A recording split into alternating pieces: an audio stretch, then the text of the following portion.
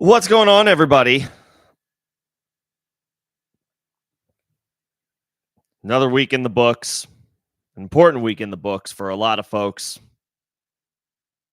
We'll address the fallout of week 14, everything that came with it, and week 13, excuse me, and make preparations for week 14. So, with that, welcome to another episode of Facemask Fantasy. I hope everybody had a good weekend. Hope everybody was able to get some victories, some all important victories this weekend, in all likelihood, that either kept you in the race, maybe even clinched a berth.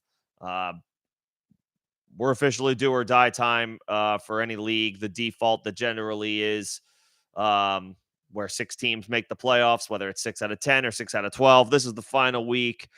You may have a league that doesn't start playoffs until week 16, so you maybe have a little extra time to take care of your playoff spot. But regardless of your situation, regardless of your league format, it's upon us. The knockout rounds, win or go home, whatever you want to call it, the fantasy playoffs will be starting in just a couple of weeks. This week, in all likelihood, being the final week of the season that you guys have to prepare for. And ultimately, an opportunity to clinch a berth. So we'll get into the fallout of week 13.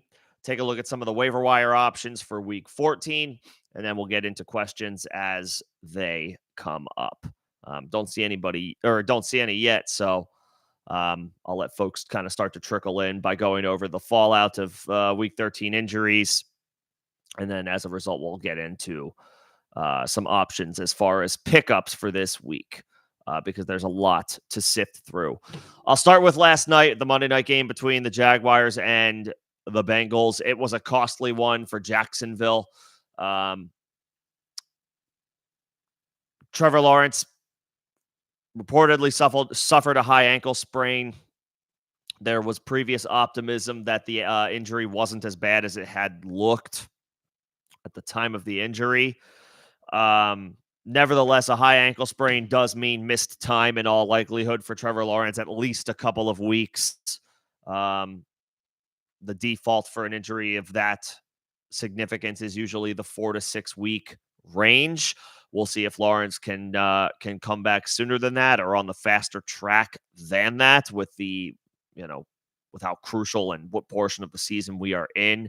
The Jags are in a dogfight for the AFC South, especially after having lost to the Bengals in overtime without Joe Burrow at home. You're going to have a really hard time holding off the Colts and the Texans if you can't take care of your business at home against a backup quarterback who admittedly played very well last night. Jake Browning played exceptionally well for Cincinnati. But to me, I think this is more about Jacksonville's inability to close it out, and that probably had something to do with Trevor Lawrence not being able to finish the game. We'll see what his diagnosis looks like, but if you have Trevor Lawrence, you're pivoting. You're looking to alternative options at quarterback. So ideally, it's if you lost him, it's in a 1-quarterback league. If you lost him in a super flex league, you might just need to pivot directly to CJ Beathard, who is most likely available even in super flex leagues. Your options in those formats are going to be slim. In 1-quarterback leagues, you will have a few more options available to you. None of them are probably screaming out as obvious ads, like a Baker Mayfield, a Desmond Ridder, a Derek Carr, Gardner Minshew. You're talking about guys who are regularly at this point going to be ranked on a week-to-week basis in the 14 to 18 range or the 15 to 19 or 20 range. These are guys that are like they're QB2s. They might have some QB1 upside, but you don't feel insanely strong about them on any given week. But that's probably what we're looking at here if you have Trevor Lawrence. Sam Howell would potentially be a pivot, but he's on a bye this week. So we'll see what the situation is for anybody who has Trevor Lawrence. Ditto for Christian Kirk. Expected to miss even more time than Lawrence is expected to miss. Kirk picked up a core muscle injury. The early indications that I have seen are that Kirk is not going to be available unless the Jaguars make a deep playoff run. So you can stash him in IR if you have him on your team, but in all likelihood, we just lost Christian Kirk for the rest of the regular season and therefore whatever is left of the fantasy season for you and your league. So tough loss losing Christian Kirk. Tough loss for Trevor Lawrence. Even if he's able to return, he's going to be playing at less than 100% without his full complement of weapons. So it's a tough spot to be in if you were relying on Trevor Lawrence. Obviously, with Christian Kirk, it's pretty cut and dry. You're going to need to find a wide receiver replacement. But even if Trevor Lawrence is able to come back, you're not going to have as much confidence on a week-to-week basis firing him up if he tries to come back sooner than this injury usually takes to heal. He's going to be operating at less than 100%. He's going to be operating at less than 100% with the wide receiver that he's had the most success throwing the ball to this season on a per-week basis in Christian Kirk. Going to need a lot more out of Calvin Ridley, Zay Jones, and Evan Ingram from here on out if and when Lawrence is able to come back before the fantasy regular season is over. So tough break for Kirk. It sounds like for fantasy purposes, his availability for this season is done.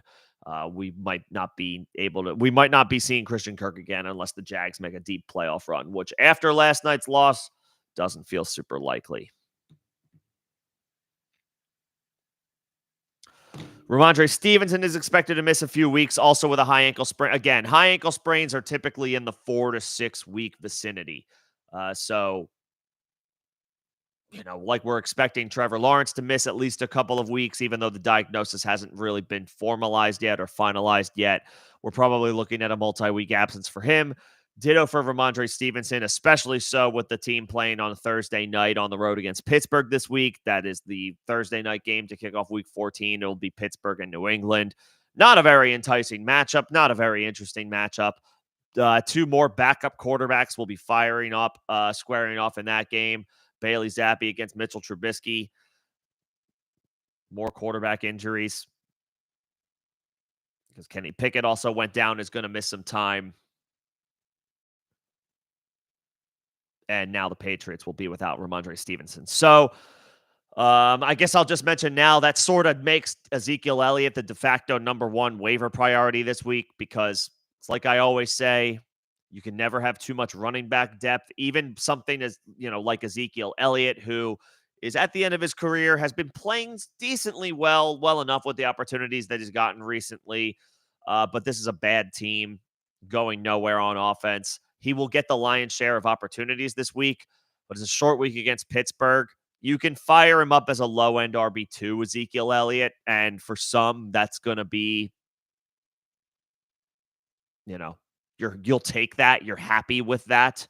You're happy with what you can likely expect from a volume perspective for Ezekiel Elliott if you have him. If not, and you're desperate for running back help, Zeke is the guy this week.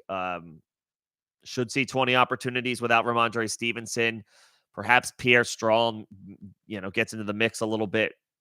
Maybe they add another guy with Ramondre expected to miss a decent amount of time, but that's a tough loss for the Patriots. Tough for Ramondre Stevenson, who had been running well.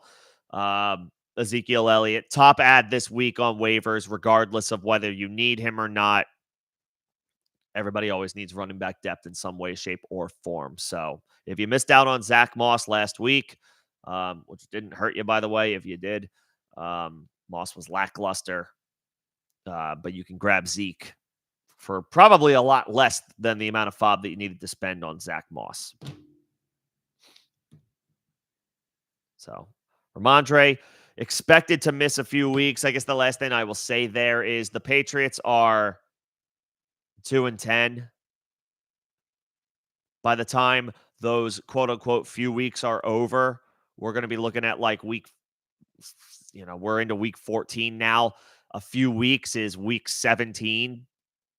Do the Patriots have even one more win by that time? I wouldn't be surprised if Ramondre Stevenson's season was over. So even more of a reason to look into Ezekiel Elliott. He might be not only getting the lion's share of opportunities this week, but from here on out.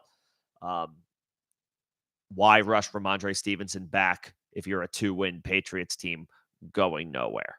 So I would be willing to bet Ramondre Stevenson's season is over. If he's already expected to miss a few weeks for a 2-10 team that has just got their eyes set on, at this point, a top 3 pick in the draft, no need to bring back your best offensive playmaker.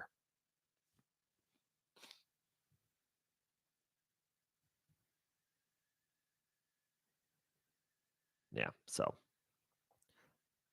wouldn't be surprised if Ramondre's season was over. Tank Dell's season is definitively over, unfortunately. He suffered a fracture, was placed on injured reserve. I think it was a fractured ankle. Nasty looking injury. Tough to see. Tough to see from the perspective of it happening and just in general, but also Tank was having a stellar rookie season as a 3rd-round pick in the draft. Was not considered one of the consensus top wide receivers in this year's class, but he's outperforming at least a couple of them. Quentin Johnston comes to mind.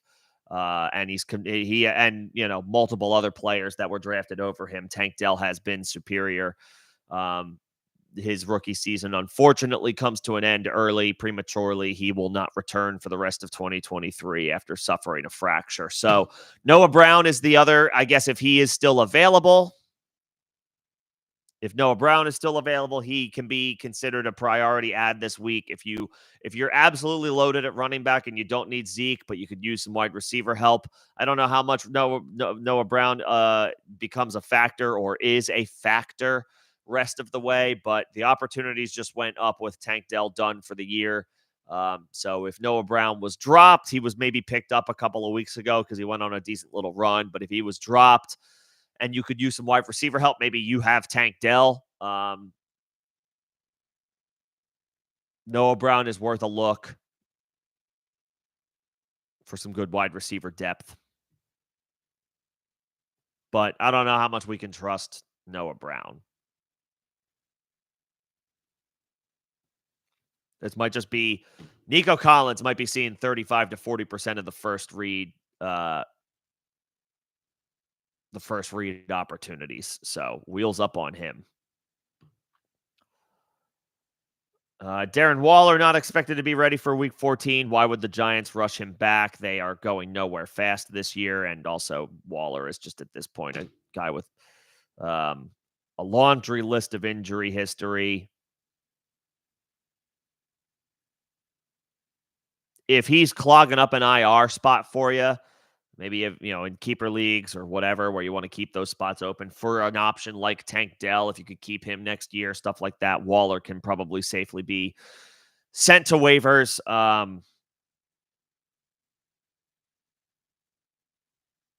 Yeah, we can move on. We can move on from Darren Waller definitively. Lost season for him. Lost season for the Giants in general. He had a couple of weeks, but I mean, once again, injuries were a problem for him for the 3rd or 4th straight year. Yeah, Darren Waller's on my do not draft list next year. I don't care how far he falls.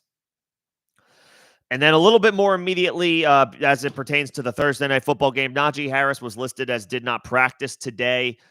So something to monitor, something to keep in mind with the Steelers practicing on a short week this week. It could be a maintenance day for Najee on a short week.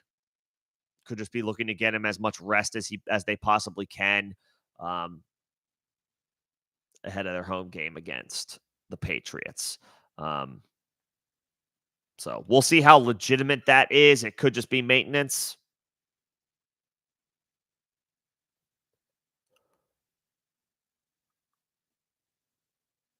But certainly a good spot for Najee Harris at home if he's able to go. We'll just have to keep an eye on that knee injury and his potential availability for Thursday. And again, it will be Mitchell Trubisky for the Steelers. So, yeah, I guess stock down a little bit on the Steelers offense. A Steelers offense that is already not that spectacular, but in a matchup at home against a bad opponent, you feel good about your running backs in those situations in a vacuum. So if Najee's not able to go, Jalen Warren's going to see all the opportunities that he can handle.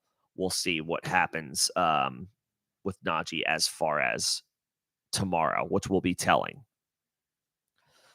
That's the injury roundup from week 13, at least the ones that or at least the more, the stuff with the more immediate, like updates.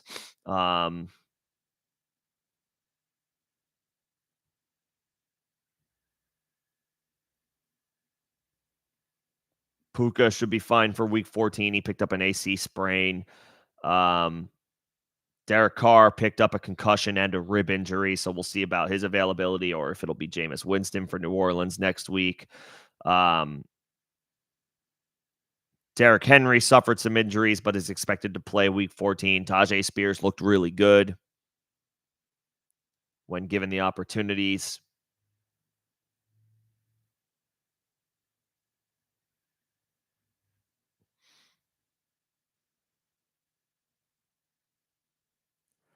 And apparently Christian Watson's injury is not considered serious. We'll see what happens there.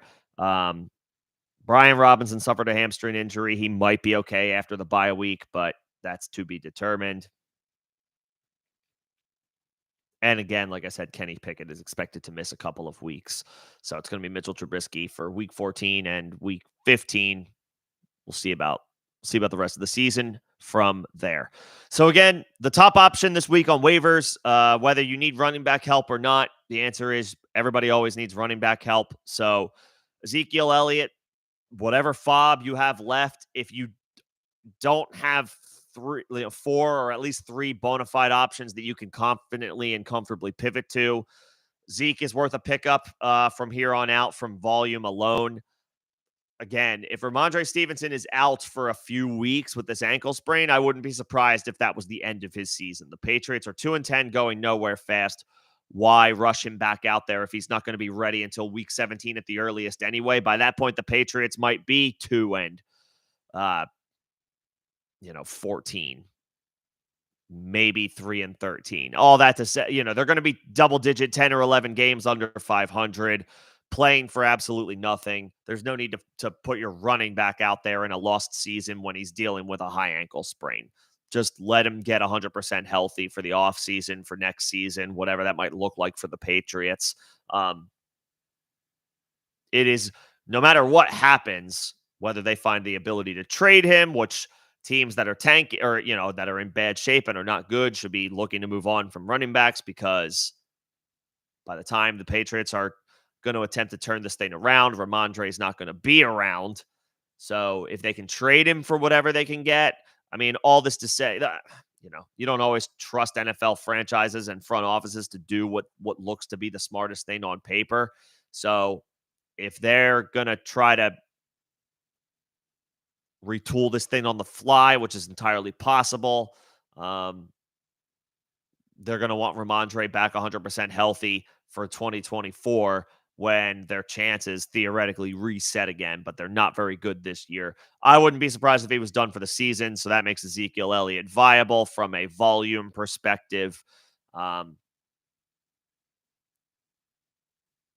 If you've got 10 fob bucks left and you don't have four really strong running back options to turn to, then that's probably where I would spend that 10, 12, whatever fob bucks you have left. We're at the point in the season where there's no use holding fob anymore. If a situation emerges and you're in a must-win situation, saving fob won't help you. Using that fob to get players has a better chance of helping you. So 10, 12 fob bucks, whatever you have left. If you're anything other than absolutely loaded at running back, Zeke is worth the look. And then again, Noah Brown with Tank Dell done for the season. Again, you're looking for guys who with opportunities as a result of players missing the rest of the season. Ezekiel Elliott probably going to get really strong volume from here on out. I don't expect to see Ramondre Stevenson again in 2023. Tank Dell is done. So Noah Brown, increased opportunity, increased role, likely coming for Houston. What does that mean? That's TBD. But Noah Brown is worth a roster spot if you're not completely set with your wide receiver depth. Some other wide receivers, Curtis Samuel, Elijah Moore. Elijah Moore is, had a nice day. Apparently, he just loves catching the ball from Joe Flacco, dating back to their time with the Jets. Um, those guys are desperation ads if you need them at wide receiver. Again, at running back, Tajay Spears, Roshan Johnson, worthy stashes if they're still on waivers. You can go ahead and pick guys up like that. Um, And then at tight end, you're looking at either Isaiah Likely, Gerald Everett, maybe Chigakonkwo. He's been a little bit better the past couple of weeks. Now he's got some good matchups on the slate, but Likely probably remains the top tight end option. He's probably not available. I think a lot of folks picked him up as a result of the Mark Andrews injury. Maybe he got cut in a couple of places or in a couple of leagues because the Ravens were on a bye last week. And so, you know, it becomes a penny pinching situation. People are just looking for how to maximize their roster, and so that could mean a player gets cut um, over the course of that team's bye week. So if that happened with Isaiah Likely, he is probably the best available option at tight end for streaming purposes from here on out. Um, Again, just from a volume perspective, Mark Andrews is not coming back unless the Ravens make a deep playoff run, which means he's out for the rest of the regular season and therefore the fantasy season. So Isaiah Likely is viable, and he may have been dropped. He's available or he's rostered in less than 40% of leagues, which means folks were dropping him over the course of the Ravens bye week, presumably in favor of somebody who they were able to play or actually utilize this past week.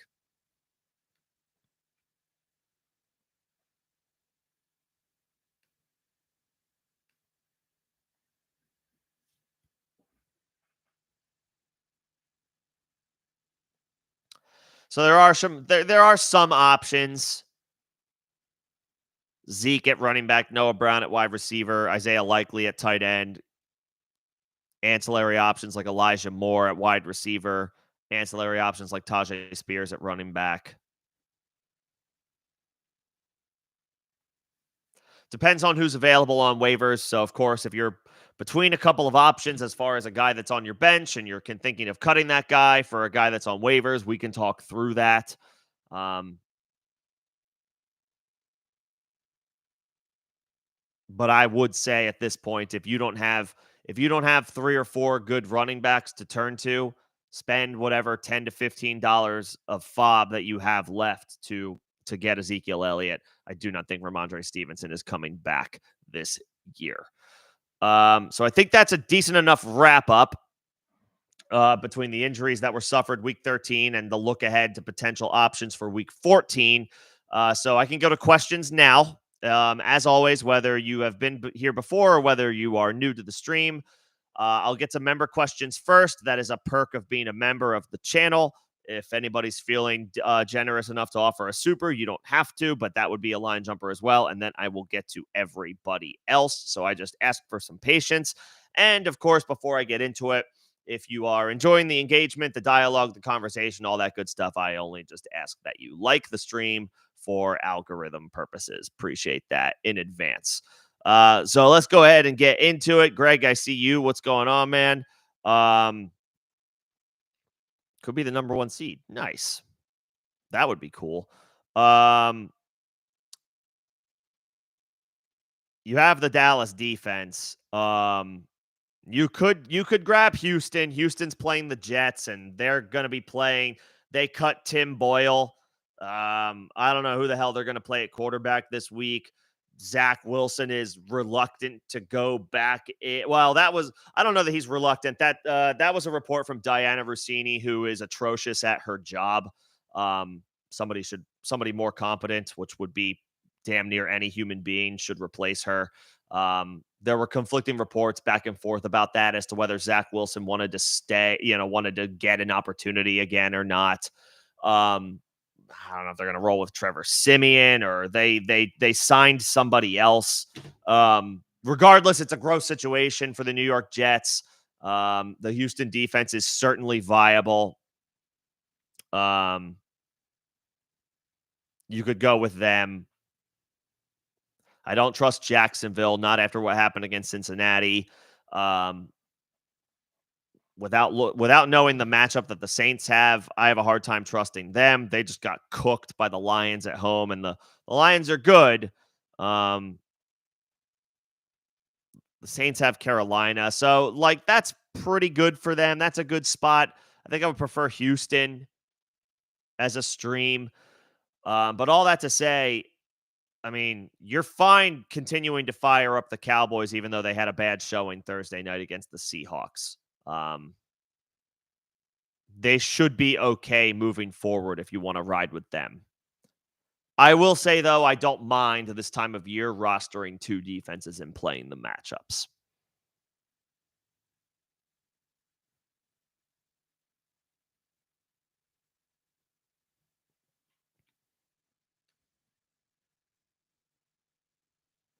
So I don't mind Houston. I'm okay with them as a defensive stream this week if you can get them. Um, they'll be on the road, so not as enticing. However, you just expect the Jets to lose at this point. You expect them to lose games, and I want defenses on teams that I expect to win the game. And so I feel okay about Houston. As far as Christian Watson, I would say at this point he is not a better stash than Amari Cooper. Amari Cooper did fared better than I thought he would. Well, at least at first, before he picked up the concussion. Um, if Cooper is able to pass through concussion protocol quickly, which we never assume, I think I would still prefer to have Cooper over Watson. Um, but if Cooper is slow getting out of concussion protocol this week, then it flips to, well, how was Watson progressing with the hamstring? I mean, it's two banged up guys. Um, and we just need to see how their progress is this week. I guess, we're splitting hairs here. And I don't mean to like, oh, well, this bad injury is not as bad as this bad injury, but comparing the two, it a player is going to recover from a concussion faster than they're going to recover from any type of hamstring strain that is anything more than mild. So we need to see what the status is for Christian Watson moving forward. I mean, the better stash between those two is the guy who heals up faster. And I'd rather have I would think it's, whichever guy between Amari Cooper and Christian Watson heals up faster is the guy I would most rather have, and that includes Noah Brown. So, who would I rather stash? Uh, let's revisit on Friday or Saturday when we know the status of these two guys. In a vacuum, probably Amari Cooper. But with him having suffered the concussion, we got to wait and see. We got to wait and see who is the faster healer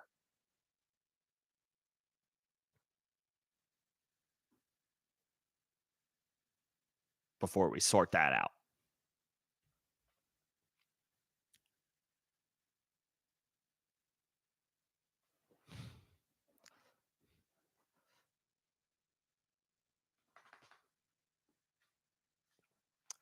Okay, back to the top. Isaiah. I like Isaiah Likely for the fantasy playoffs as a low end tight end one, which means he's going to be volatile. He's going to have down weeks because he's a tight end. Every tight end has down weeks unless they're a top 3 or 4 option at the position. And even those guys have down weeks. Tight end is just a barren wasteland of inconsistency. But I'm okay with Likely for the fantasy playoffs. He's going to catch passes from Lamar, so that's always good. The job, he has the job all to himself. Obviously, like I said, Mark Andrews is down for the count. There's going to be some volatility there with Isaiah Likely, but catching passes from Lamar, he should be okay. He should be all right.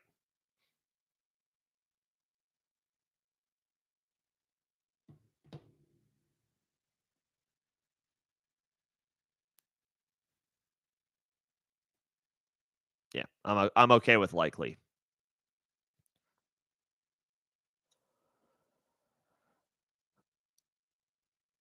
Let's see. Dropping Tank Dell for Rashee Rice. Yeah, I'm fine with that. And Kirk for Higgins. I assume that means you had Higgins on your bench. So yes, that's fine. No, I wouldn't. I would keep those guys over Noah Brown and is that Dalvin Cook? I'm not.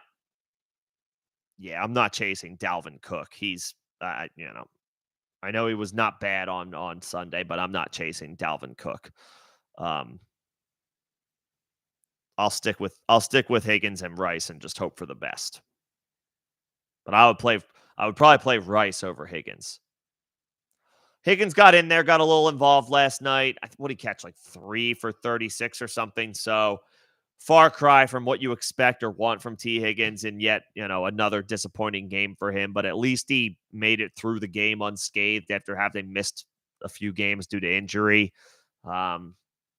I don't know. Maybe he can do better at home if Browning continues to play well. But in that outburst for Cincinnati last night, T. Higgins had 3 catches. So, I mean, can we trust him at all moving forward? Like, feels unlikely. That being said, you have to hang on to him. What's going on, Complete Heads? Good to see you.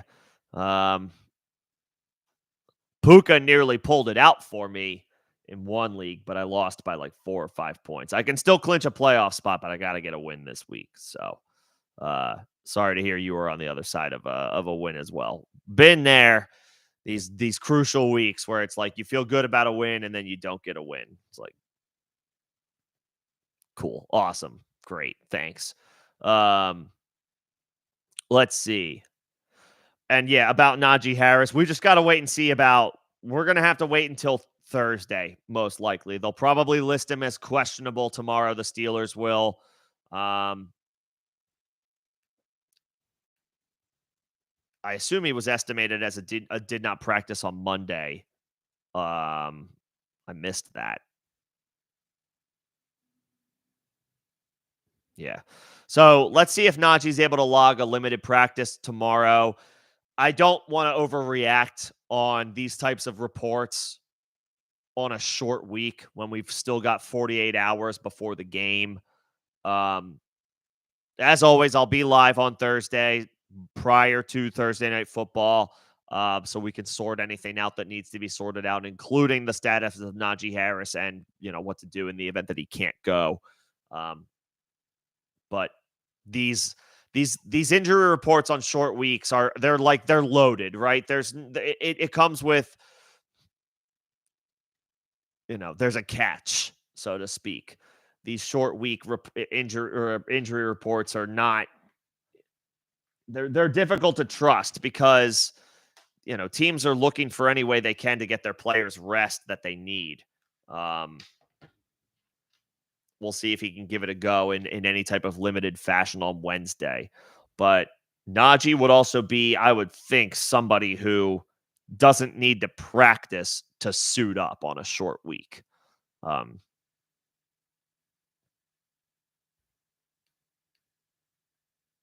We will see.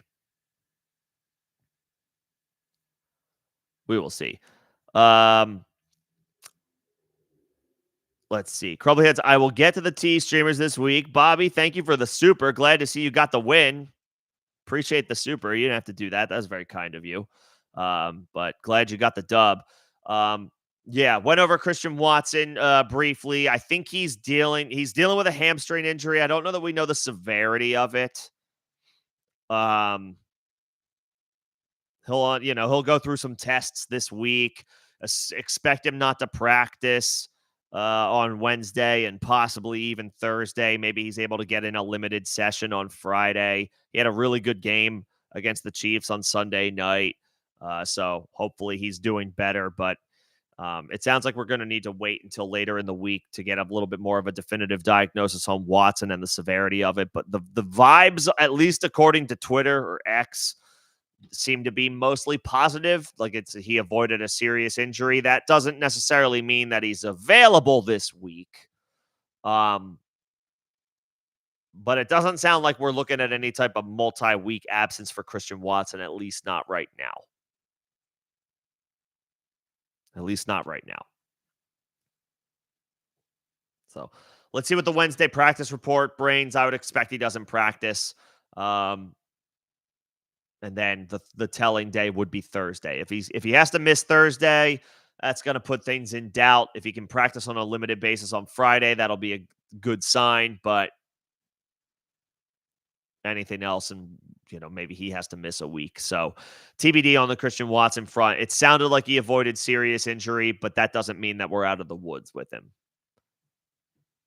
But congrats on the win. That's always good. Okay. I mean, tight end streams this week. If Isaiah Likely wasn't dropped over the course of the Chargers bye week, which was possible, some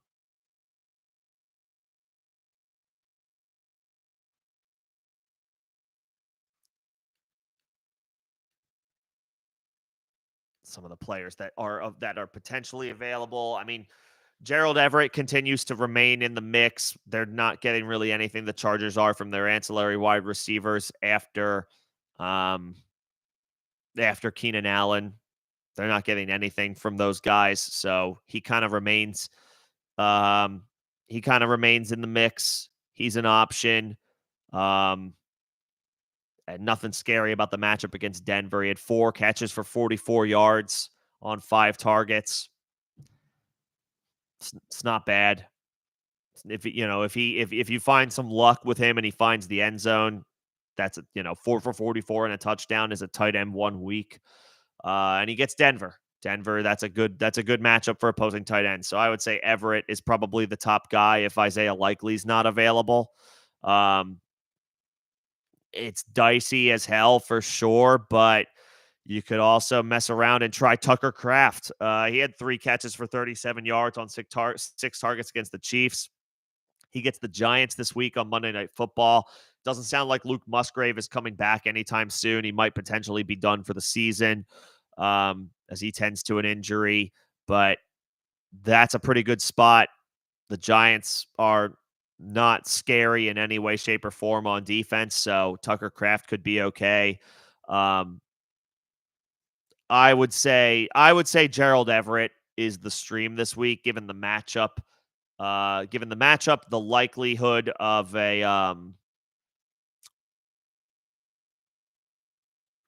just continuing to not be able to trust guys like Quentin Johnston and Jalen Guyton. These are not good depth pieces at wide receiver right now. Quentin Johnston looks. He had another really bad drop. It was another one of those, dude, like you have to catch that football type of drops. Like there's no excuses. Like he's had too many. There's been multiple drops. And I know that this is not it's not just Quentin Johnston. There's plenty of receivers that are good receivers that drop the ball. But for a guy who is being measured against Jackson Smith and Jigba and Jordan Addison and Zay Flowers because of the draft capital, he is so far behind all 3 of those guys right now as far as what we have seen on the field. And with Quentin Johnston, we're only talking about catches that he should have had. That's not good. So Gerald Everett is a viable guy because Justin Herbert doesn't have anybody outside of Keenan Allen that he can trust as a pure pass catcher in that offense. So I would say Everett. Is, if Isaiah Likely is still rostered, and he probably is in most competitive leagues, you might have the occurrence here and there where it was just a numbers crunch and somebody just couldn't hang on to him during the Ravens bye week. They needed somebody who was playing in week 13. Outside of that, Isaiah Likely is probably rostered in most scenarios. If he is, I would say Gerald Everett is the pivot this week, who I know is available. I think he's only available in 40 or so % of leagues, maybe less. Um, I would say Everett is the tight end stream this week, given the matchup. And then if all else fails, you could go to Tucker Kraft, who's playing the Giants. Um, he's been getting decent involvement since Musgrave went down for Green Bay.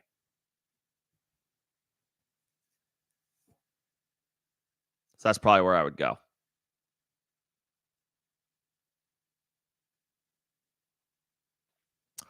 And yeah, Greg, I think I would prefer Houston as a stream, but I'm not. Let me make one thing clear.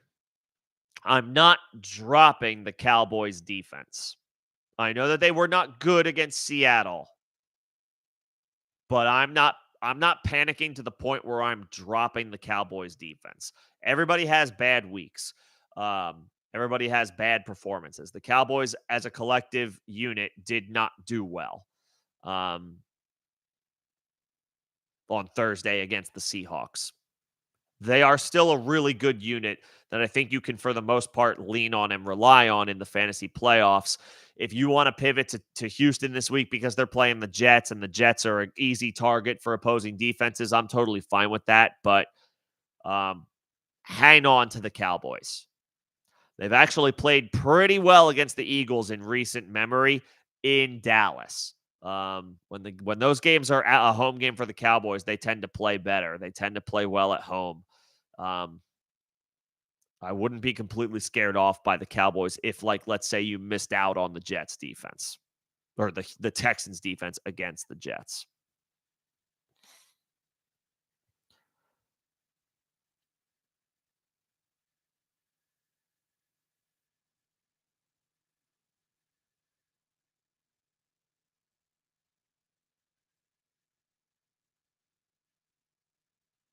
Yeah. And then as far as Lawrence, we gotta wait and see. At this point, because he was diagnosed with a high ankle sprain, I'm not holding my breath that Trevor Lawrence is available this week.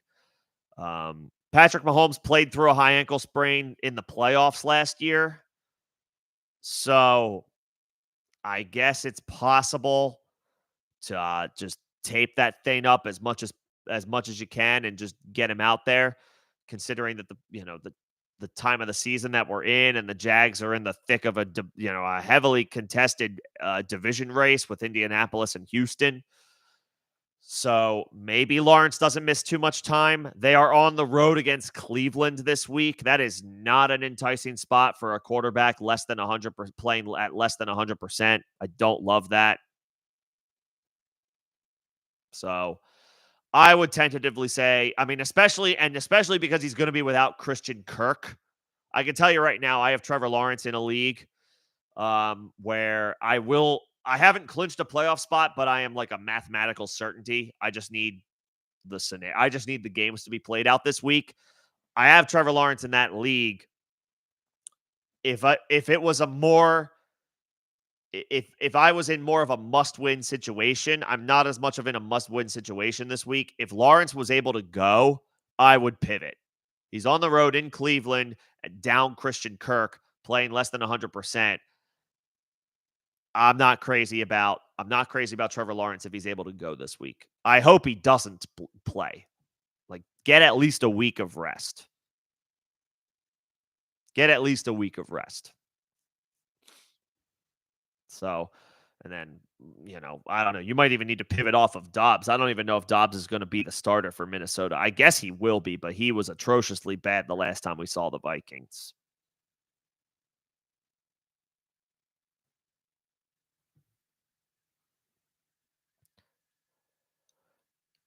And then, yeah, Crumbly Heads, the Everett is the top guy.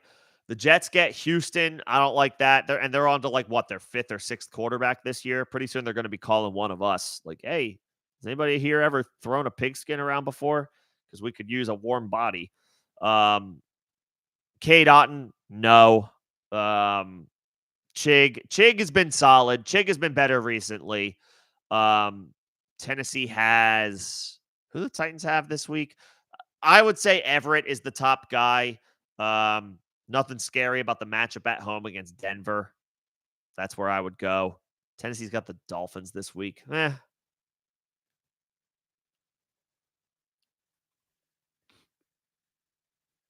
Not bad, not great. Not a particularly enticing matchup for a Conquo, but he has been playing a little bit better these past couple of weeks. 3 catches for 62 yards. Um, the 62 yards were actually a season high, a single game season high this year for Chig. So there is that. I guess I would put him second. I would go Everett second and then Chig. And honestly, Conklin you could throw a dollar on as like your third option, and Otten can be. You can skip over Cade Otten. So Everett, Okonkwo, Otten. Or no, Conklin, and then Otten can be ignored. That's what I meant to say.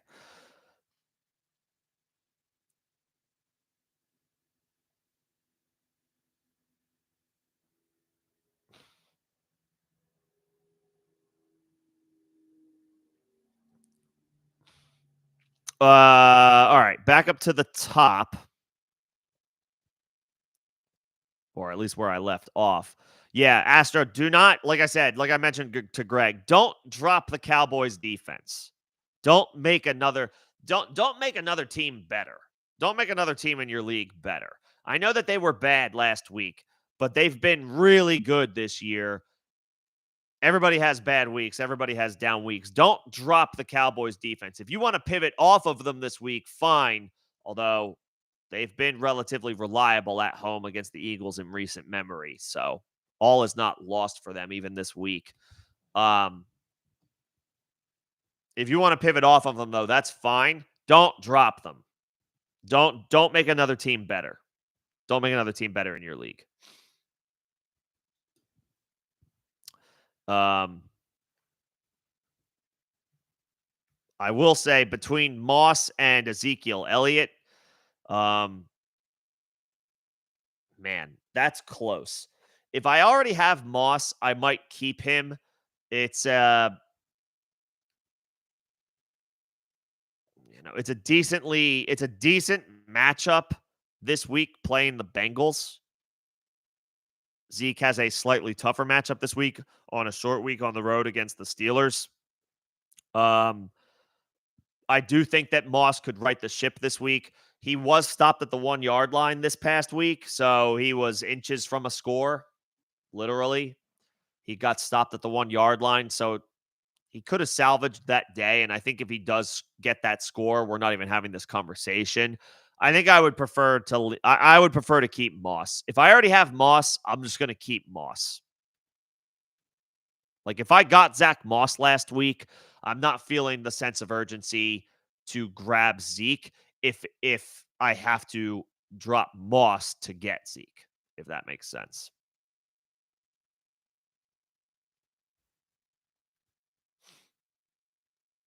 I would just keep Moss.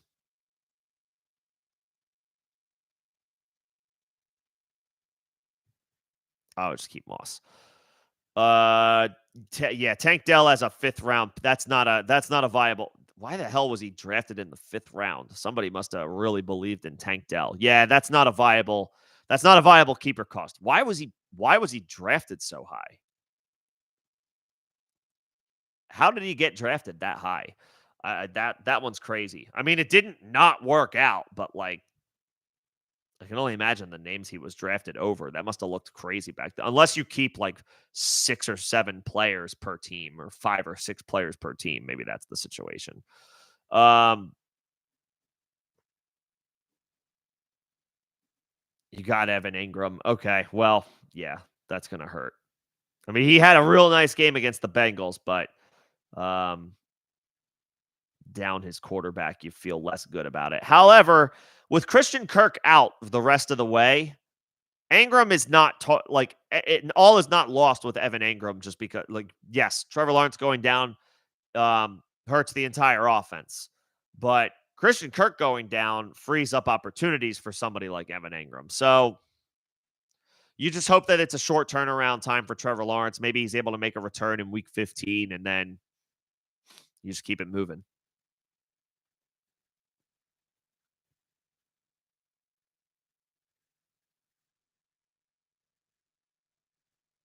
I would rather have the Steelers this week. I like the Texans, but I assume the Steelers are much. They're not as widely available. The Steelers are one of those defenses every year where no matter what, people are going to have them. People are going to pick them up, um, and roster them.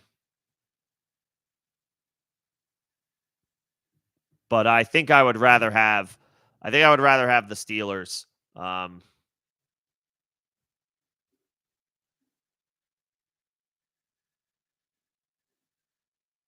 think I'd rather have the Steelers than the Texans.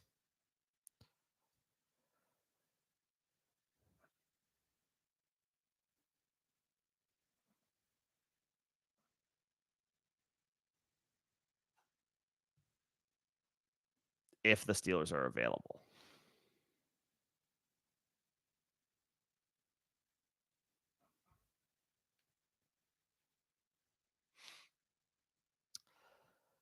Let's see. I got the tight end streams. The thoughts on the Well, the Packers, Bobby got a huge. They got a huge win against the Chiefs, which I was not expecting, but they pulled it out very impressively at home, beating Kansas City. So as far as the NFC wild cards, it's anybody's game. Well, after other than whoever wins the division for the NFC East, whether it's Dallas or Philadelphia, that you assume that team, whoever doesn't win the division, the other team between the Cowboys and the Eagles is probably locked in as like the 5 seed. But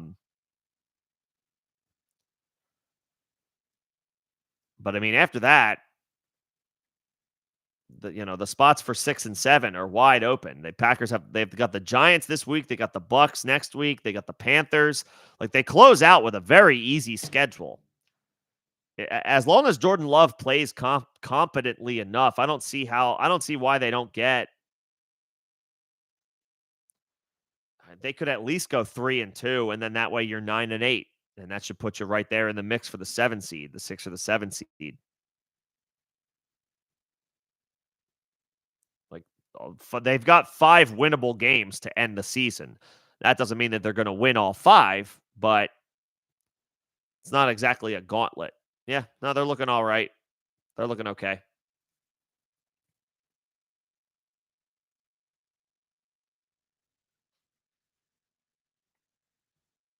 They're looking okay.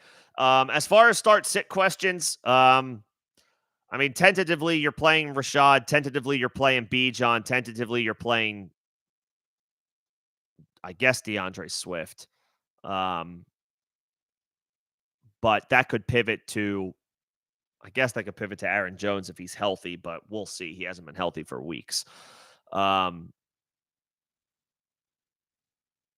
And then I guess you're playing Allen, and it depends on who the Falcons have this week. Oh, the Bucks. Well, they're getting shredded through the air, and they're at home. So I don't know, probably Allen and London. We got to see. We of course have to see injury reports and practice reports. Who's practicing, who isn't. What's the diagnosis and the time frame for these types of things. We got to let all that play out before we make any definitive statements or definitive calls, but you're probably playing those first 3 running backs, and then I would probably go Allen and London. I don't know if I trust Pickens with Trubisky. If I remember correctly, in the games that Trubisky started before Pickett got in there, he was targeting Deontay a ton, and Pickens wasn't getting as much run or getting as many opportunities with Trubisky in there, who is going to start for the Steelers this week and probably next week as well. I think Trubisky is good news for Deontay Johnson. It's not necessarily good news for George Pickens. So I would probably swerve off of him, and I would take a healthy London at home in a good matchup over Christian Watson, whose status is up in the air. So it all depends on Watson's health. It all depends on how he progresses through this week, and then we can make a definitive call either on Thursday or or Saturday.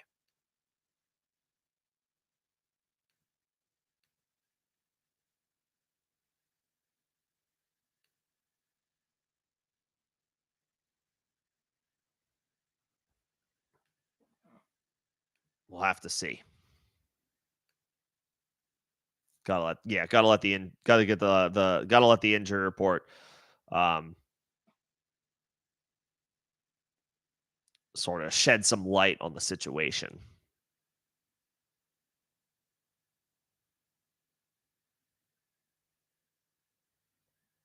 As far as Swift, I wouldn't be too worried about him. Um, if anything, how things played out against San Francisco might be incentive for the Eagles to course correct to get him the ball a little bit more. Um,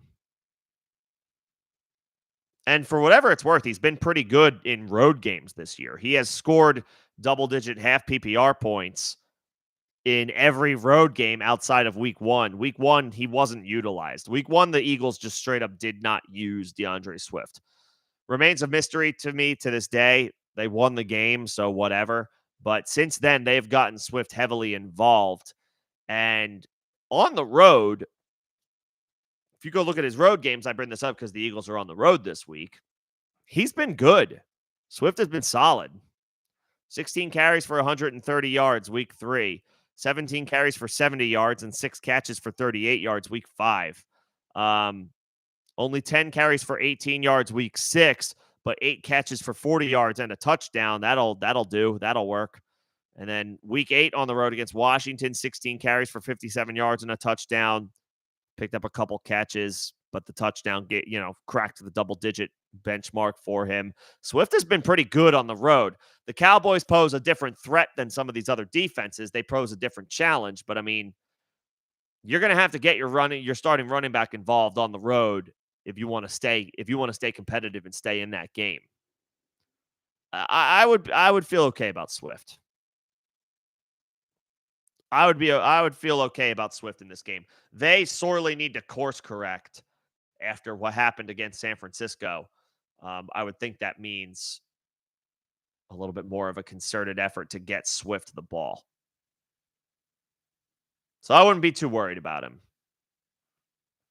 In a vacuum, I just like playing running backs over wide receivers where I can, and I like to bank on the volume, especially when I don't have definitive clear-cut options at wide receiver. Like Christian Watson might not play. George Pickens is on a short week and has been inconsistent this year and wasn't particularly good with Mitchell Trubisky last year. Of course, he was a rookie. Those were the first couple of games of the season, but they were more Deontay weeks than anything else. Pickens had a nice day against Arizona. His best day in like a month and a half. 4 catches for 86 yards. That's his best output, his best performance since week 7. We had to wait 6 weeks for George Pickens to have, a decent flex play.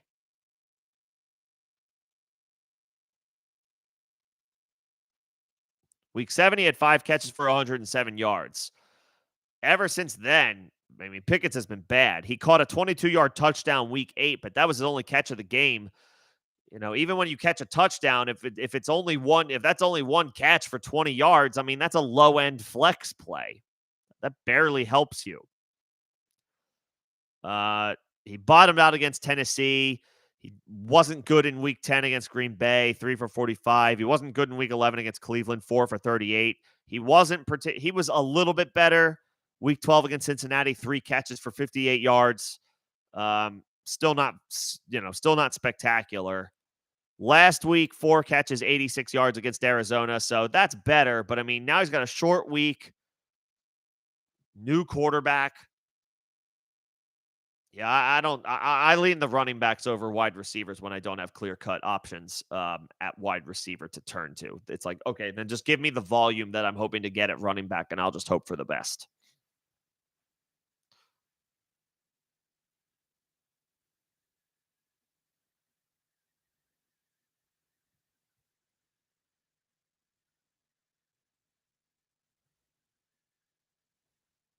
So, but we also have to see, remember, we don't have to set any lineups. Nobody has to set any lineups until Thursday at the earliest. Um, we can sort through that on Thursday. I'll be live again on Thursday for anybody who has start set questions that pertain to the Thursday night game. So we can definitively make a call on somebody like George Pickens. We can definitively make a call on somebody like Najee Harris, depending on his status going into that game.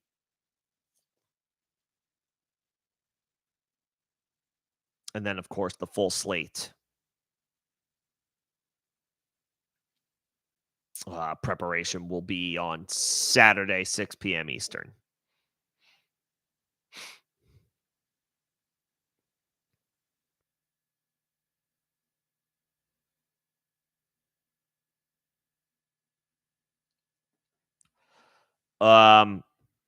Yeah. So again, like I guess Greg, along that same thought process, along the same wavelength.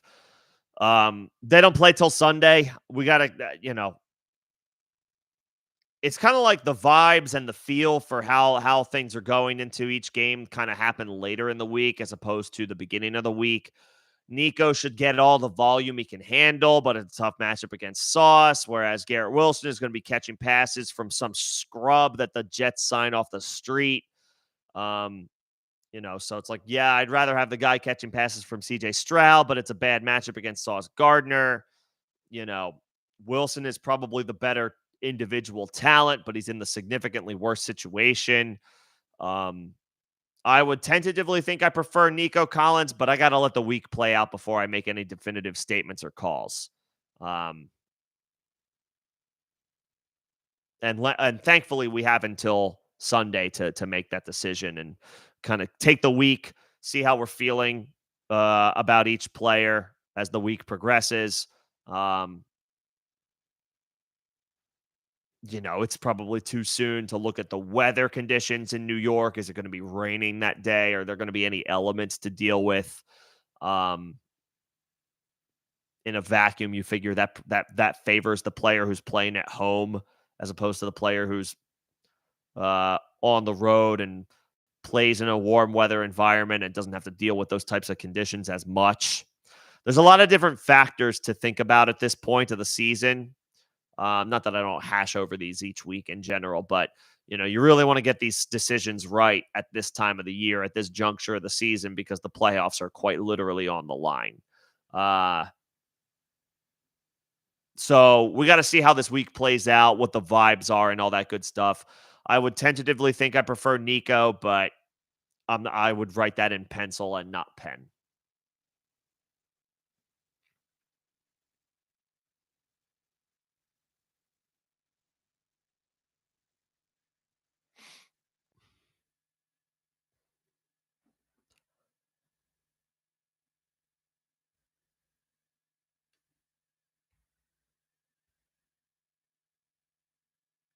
And Bobby, I'm only playing Dylan over Swift if Aaron Jones is definitively out, and if DeAndre Swift is on the injury report this week, which he might be.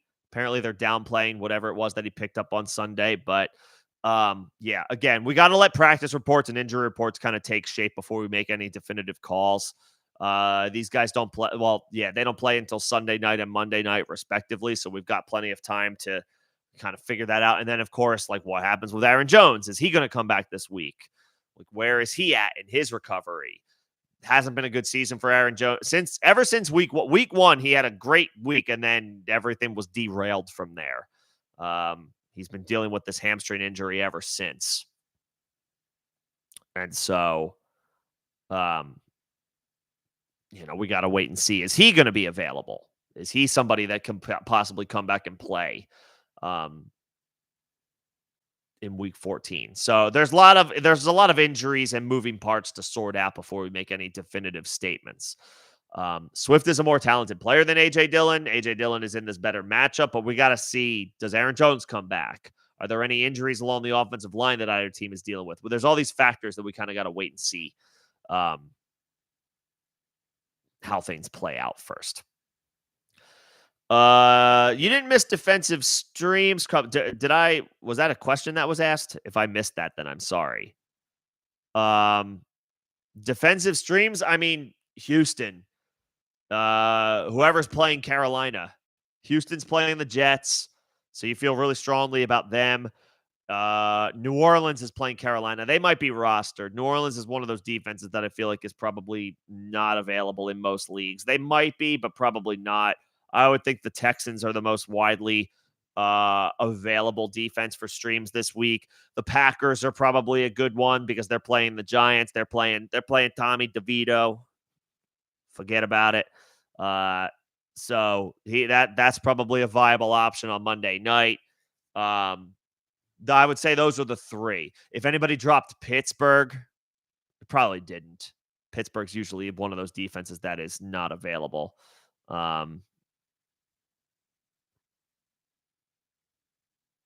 Assuming they're not, yeah. I mean, the Packers, and I would say the best stream this week, if they're available, is the Saints because they're at home against Carolina. And the Carolina Panthers offense, as it pertains to defensive streams, is currently the gift that keeps on giving. So those would be my three. Saints, Texans. I guess I would put the Packers third. Houston and New Orleans are like 1 and 2, 1A, 1B, and then Packers third. Any one of those three should be good for this week.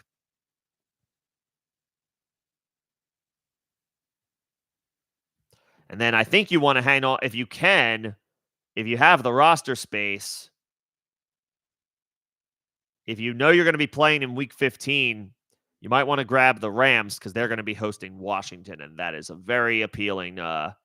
That's also a very appealing option. If you are able to look ahead that far, not everybody has that luxury. And then the Panthers, because we always want to target the Panthers offense from here on out. If you're looking for fantasy playoff defenses, the Falcons play the Panthers week 15. They're probably widely available. The Packers play them week 16. They're widely available. And then the Jaguars play them week 17. They are widely available. So Falcons week 15 should be a good defensive stream. Packers week 16 should be a good defensive stream. Jags week 17 should be a good defensive stream. What do they all have in common those weeks? They play the Carolina Panthers. And then for this week, I would take Houston or New Orleans because New Orleans is playing Carolina and Houston is playing the Jets. Basically, whatever defense is playing one of those two teams, grab one of those two defenses. You could throw the Patriots in there as well, but the Patriots are playing the Steelers this week. The Steelers are probably not widely available.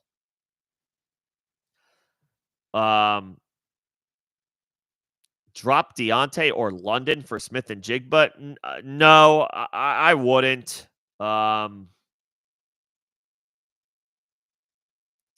don't think I would not do that. Smith and Jigba should be rostered, but Deontay is a strong wide receiver 3 with wide receiver 2 upside. London gets a good home game this week against Tampa, so I wouldn't be dropping London. Last week's performance against the Jets on the road was expected for Drake London. You don't expect him to play well on the road because Atlanta doesn't have a good quarterback, and especially so going against Sauce Gardner. I mean, there was no way London could be fired up anywhere with any type of confidence. But this week you can. At home against Tampa, who is getting crushed through the air. Their secondary has given up a lot of points and a lot of opportunities. No, you got to keep Deontay. You got to keep London. You're not dropping either one of those guys.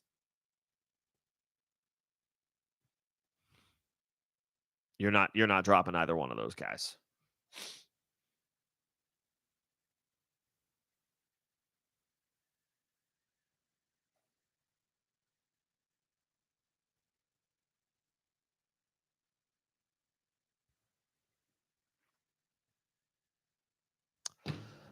And then again with Christian Watson, I've covered Christian Watson a couple of times. We need to wait. We just don't have that much information right now. It sounds like it's not serious, but it's like until a confirmed diagnosis comes through, I'm not. We can't rest on. Oh, it's probably not serious. He's probably going to be fine. You never know with these soft tissue injuries. I would assume he's not going to practice tomorrow. It's certainly possible that Christian Watson doesn't practice. Oh, well, the Packers play the Giants on Monday Night Football, so they might not practice tomorrow. So we might have to wait until Thursday. Thursday would be like the equivalent of a Wednesday practice for the teams playing on Monday Night Football. So if he doesn't practice Thursday, that's probably expected. If he's not able to practice Friday, that would be concerning, but he would still have time to get a limited practice in on Saturday. We just got to wait and see what the injury reports come through with.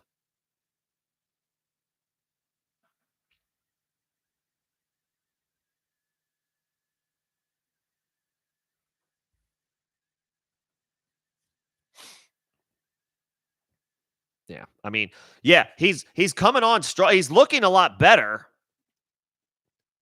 He had a good game against the Chiefs. Would be a great spot for him against New York on Monday night. We're just going to have to wait, but this is not going to be a typical week. Remember, you have to remember with Monday Night Football, a Thursday practice is the equivalent of the Wednesday practice. So if you see did not practice on Thursday, it's not as much of an alarm raiser as it would be if he was playing on Sunday. What will be telling for Christian Watson will be if he practices on Friday. What I've seen is that it's not that bad of an injury. That doesn't mean that he plays this week. Not that bad in the NFL could still mean like a 1 or 2 week absence, Hopefully not, but we'll have to wait and see.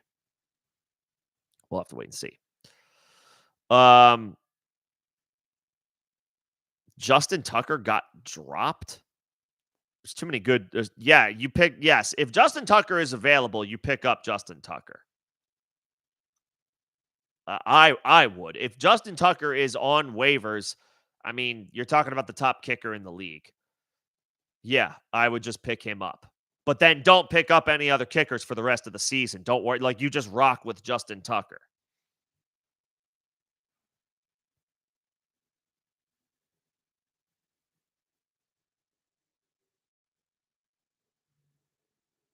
You would just rock with Justin Tucker. And if Justin Fields is on waivers, he's worth a pickup as well. I mean, you need somebody. Kyler's on bye this week. I mean, Fields is better than those other three guys. He's volatile. Fields can have he's susceptible to bad games, but he's got the potential for big ceiling games as well. And he's playing the Lions this week. He played well against the Lions in their last matchup this year. So I guess that's a little bit of a positive vibe thing for Justin Fields. He is not running the same way that he was running last year. And it's hurting his ceiling. It's hurting his upside. It's not totally surprising that he's actually on waivers. But, I mean, if there was any one quarterback that I could roll the dice on for one game, it would be him. Of those options, it would be Fields. It would be Fields. I did get the other questions, Astro. If you didn't see them or if you didn't hear them, I mean, what was it? Don't pick up Dalvin Cook. Don't pick up Noah Brown. Not for Rice and Higgins. Do not drop the Cowboys defense unless you want to make another team in your league better. Keep the I know the Cowboys were bad. If you don't want to play them this week, that's fine. I understand, but don't drop them. Don't drop them unless you want to make your team worse and another team better. Like, if you want to pivot off of them this week, fine. Don't drop them. That's for anybody who has the Cowboys. Don't drop the Cowboys defense. They were not good against Seattle, but don't drop them. You hang on to that. You hang on to him.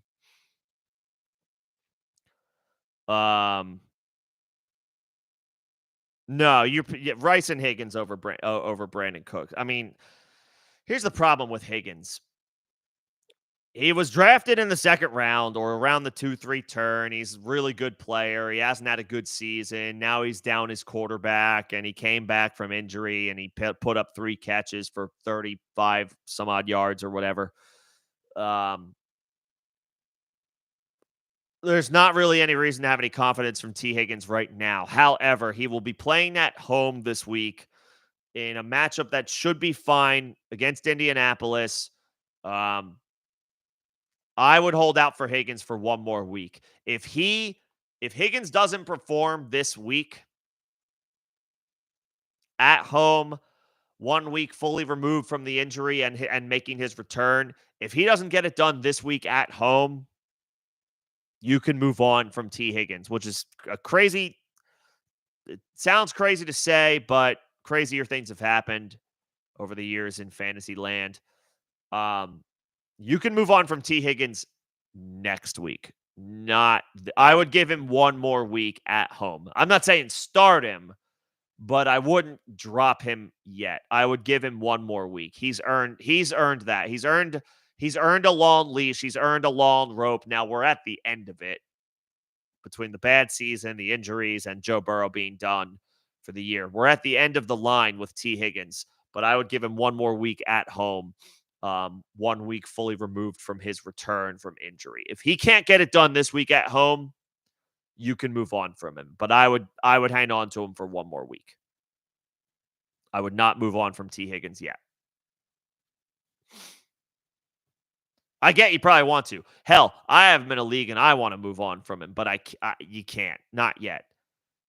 Not yet. He's earned a long leash. We're at the end of it, but I'll give him one more week at home. Let's see how he does. Full week removed from making his return to the lineup. But if he doesn't do it this week, and if T. Higgins doesn't do it this week and you make the playoffs and you need the roster spot next week, maybe you don't do it for the first round of waivers. You could sandbag him on, say, Friday when nobody can pick him up for the week. But you can drop him then if you need the roster spot. It sucks that this is where we're at with T. Higgins. I thought he was going to ball out this year in a contract year. He wants to prove that he deserves to get paid. He might have gone on to another team and been that team's wide receiver one. The big payday that he was hoping for is probably out the window. He'll still get paid a decent amount of money because he's T. Higgins and name recognition, and he's still young and all that, and everybody could use wide receiver. In fantasy world, we could all use running back help. In the NFL, teams could use wide receiver help. Somebody's going to pay Higgins a decent amount of money, but he's not going to get the huge bag that I think he was probably hoping for in free agency this year. The season did not materialize, I'm sure, the way that Higgins wanted to. That being said, you got to hang on to him for one more week. You got to hang on to him for one more week.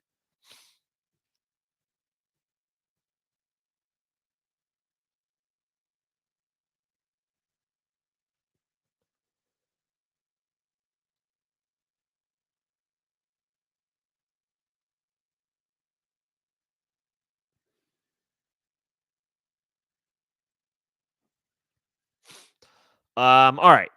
We are at the end of the chat. Rehashed some of the injuries that took place this week. The top waiver wire adds again.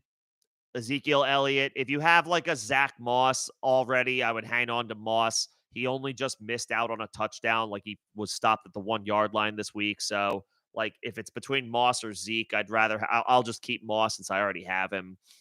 But Ezekiel Elliott's the top waiver ad this week. Whatever fob you have left, if you have a guy who is an obvious drop, maybe it's Tank Dell. Hell, maybe it's Christian Kirk. Christian Kirk is probably not coming back this season, or at least for the fantasy season. He might come back if Jacksonville makes a deep playoff run. I don't trust that's going to happen after what happened to them on Monday night at home. But Zeke is the top waiver ad. I don't expect Ramondre Stevenson back this season. He's expected to miss a few weeks with a high ankle sprain. By the time he's potentially ready to return, it's probably going to be week 17 or week 18 already anyway.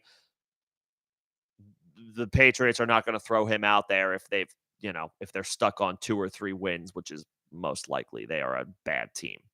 I would expect Ramondre's done for the year. So Ezekiel Elliott moves into that kind of low end RB2 with volume range rest of season.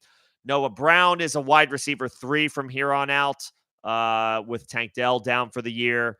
If Isaiah Likely was dropped, he's the top ad at tight end this week. But if he's still rostered and you're looking for a tight end stream this week, I would say Gerald Everett at home against the Broncos, who are giving up a shitload of points to opposing tight ends. Great matchup for Everett. And with no due respect to Quentin Johnston, the Chargers have absolutely nothing going for them at wide receiver after Keenan Allen. So Everett remains viable as a tight end stream this week. If you're looking further beyond Ezekiel Elliott for more running back help, if Tajay Spears was dropped, I've been mentioning his name all season long. He's, maybe still rostered in a lot of places, but he's viable. If you need even deeper running back help, Roshan Johnson is viable. You could look at Chris Rodriguez after the week 14 bye, assuming Brian Robinson, whether he's able to get right from the hamstring injury or not. Chris Rodriguez might get a little bit more in the mix. These are like the deeper options. And then at wide receiver, if you don't get Noah Brown, Elijah Moore could be coming back to life a little bit with Joe Flacco as the quarterback because, of course.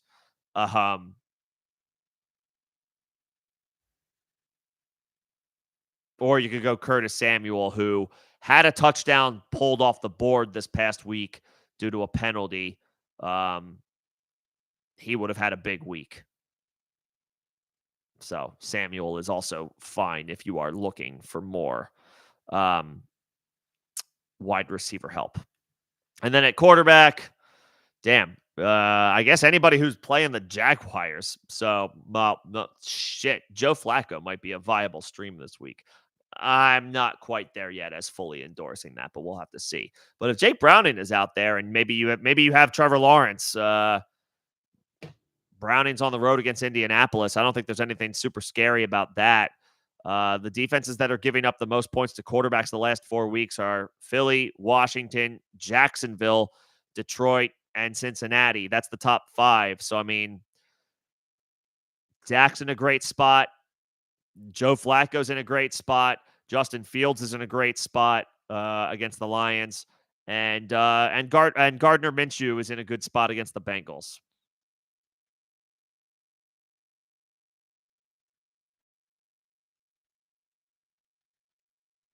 So maybe Minshew is a decent stream this week if you miss out on I don't know if there are any bigger names like a Justin Fields who may have been dropped due to the week 13 bye. So that is my recap for waivers this week. If there aren't any other questions, I'll be shutting this down here shortly. Defensive streams again.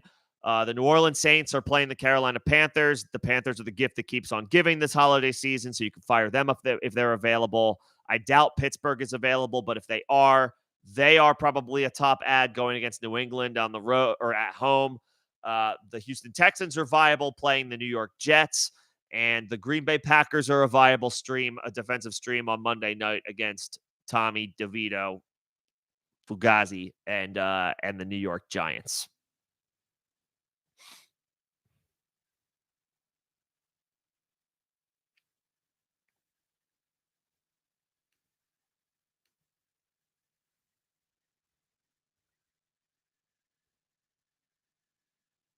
So those are the top waiver ads for this week. It's a prioritized question. Well, is T. Higgins dropped? If Higgins is dropped in this league, well, I guess at this point, if you weren't relying on Higgins at this point, I'll take the running back depth over him. I'll say Zeke, and then Higgins, and then Spears, I guess. Well, actually, if Keaton Mitchell is still available on waivers, I guess I would put Keaton Mitchell. I guess if you've got decent options at wide receiver, I would put Higgins behind Zeke and Keaton Mitchell and Tajay Spears. Maybe not Roshan. Don't worry about Goddard if you have Kelsey. There's no need to block anything there. I would say Zeke is number 1. Keaton Mitchell is number 2. Spears is number 3. then T. Higgins, then Roshan. That's how bad it's been for T. Higgins this year. Yeah. Zeke 1, Mitchell 2, Spears 3, Higgins 4, I guess Roshan 5. And I'm not worrying about don't pick up Goddard for the sake of picking up Goddard. You already have Travis Kelce. No need to waste your time with Dallas Goddard. Okay. Few minutes to go before the bottom of the hour, so I'll be shutting this down shortly. I will be live again on Thursday, 6 p.m. Eastern, ahead of Thursday Night Football between the Patriots and the Steelers. Real barn burner that one is between Bailey Zappi and Mitch Trubisky. But I will be live. Uh, if anybody needs any start sit decisions to be made, we'll determine the status of Najee Harris and whether George Pickens is a viable wide receiver 3 this week. Probably not, but we can go over those details as it pertains to folks. And then, of course, the Saturday and Sunday streams. Saturday, 6 p.m. Eastern. Sunday, 11 a.m. Eastern, ahead of the slate to finalize any last-minute decisions for your starting lineup. If you have any questions that come up over the course of the week while I am not live, you can join me in Discord. Second link in the description of this stream and all of the videos on the channel. Free evergreen invite. Where you can crowdsource. I jump in as I can or as I'm available. I'm not always available, but you can crowdsource in there with the community if you so choose. And then finally, because I gotta I guess pump myself up a little bit.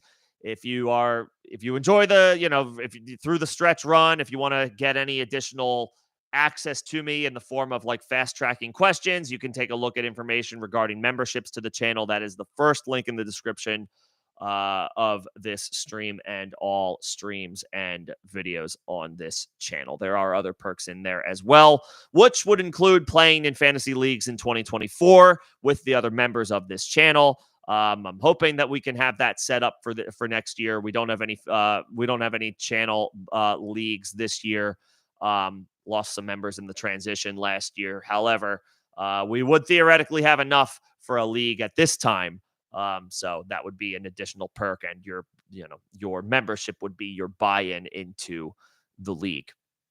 But for the rest of this season, it would be, jumping the line for questions essentially. So, should be fun. Hopefully we can get that sorted out and up and running for 2024. That was something that we missed in 2023, unfortunately, but we're shaping up, at least as of right now, to be able to have that back for 2024. But that'll do it for me tonight. Appreciate you guys coming in, as always, hanging out, talking shop, taking time out of your guys' schedule to hang out with me. That's much appreciated. Everybody enjoy the rest of your evening. Good luck on these waiver ads, whichever ones pertain to you. And otherwise, I will see you guys on Thursday, 6 p.m. Eastern, ahead of Patriots Steelers. Thanks, everybody. Have a good evening.